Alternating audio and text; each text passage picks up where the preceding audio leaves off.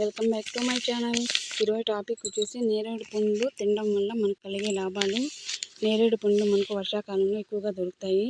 నేరేడు పండ్లు ఫలితాలు వర్షాకాలంలో ఎక్కువ ఇన్ఫెక్షన్లు, బ్యాక్టీరియా, వైరస్లు ఎక్కువ వస్తాయి కదా. నేరేడు పండ్లు తినడం వల్ల ఇవన్నీ తగ్గుతాయి.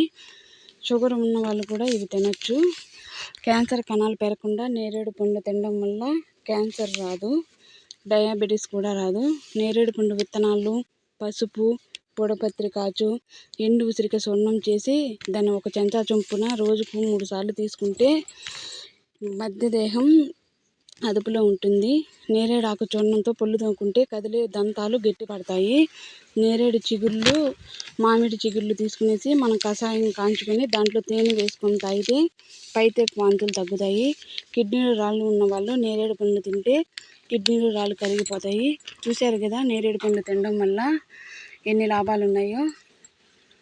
చూడండి, 2 ఎకరాలు పుడిచారు. Please subscribe my channel.